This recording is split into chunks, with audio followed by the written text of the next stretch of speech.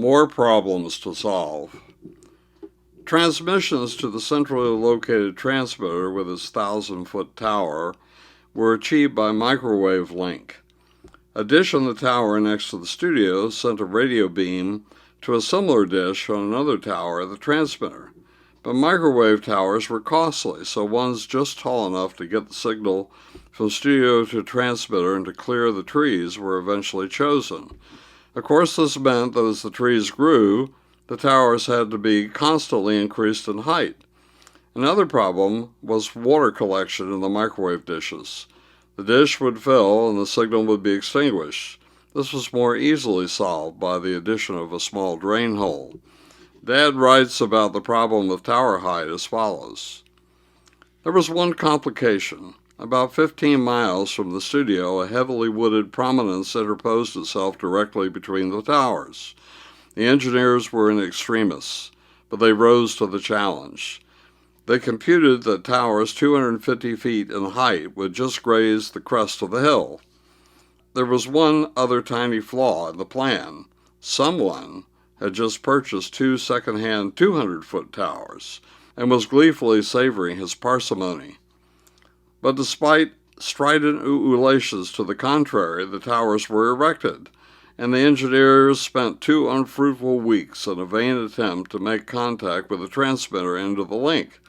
Finally, someone relented and purchased an extra 50 feet of tower, and all concerned burst into exultant hosannas.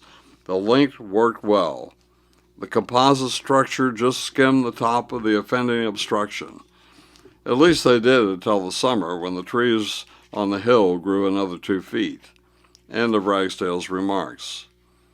The station was built right next to a wooded area, and this meant that various woodland creatures would enter the studio.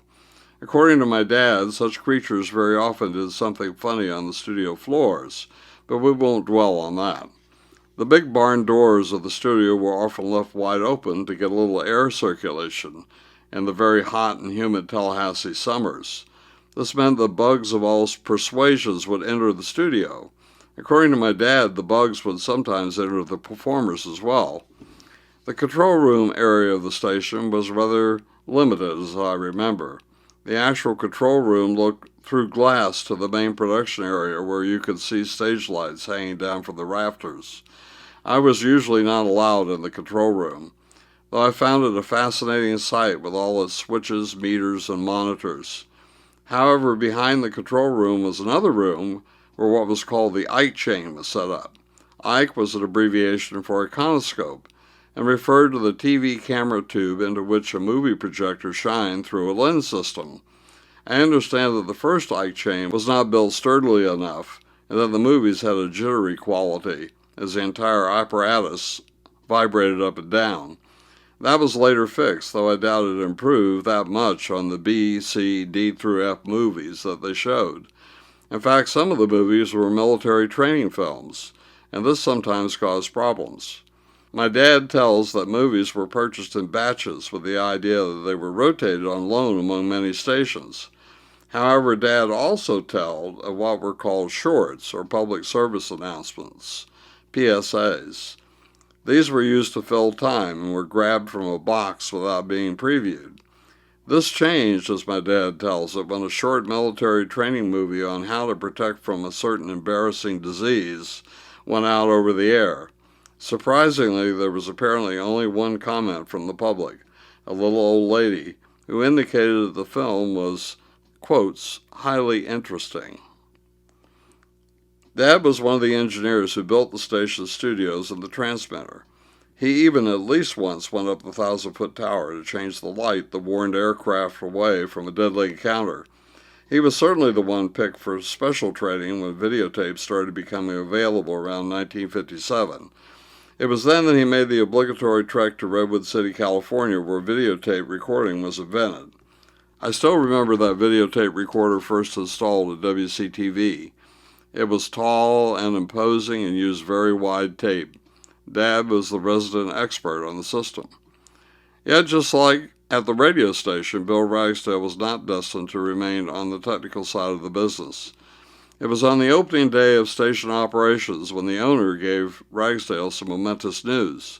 They had forgotten to select a weatherman, and Dad was dubbed as their only one right on the spot. In addition, the owner had just been to New York City where he had seen a sign outside a movie theater. The sign was about air conditioning, a novelty most places.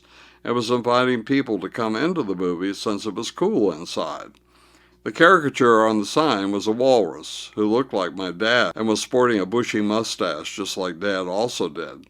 The owner bought a derby while up north, and upon telling my dad he was a weatherman, handed the hat to him. Dad was to wear the derby and would be called Willie the Weatherman. It was a moniker he would exercise proudly for almost 20 years, and effectively even longer. In fact, the next segment tells a little of what happened to him while he was WCTV's weatherman, though it was a field for which he had never really been trained. Yet such a fact hardly ever stopped my dad.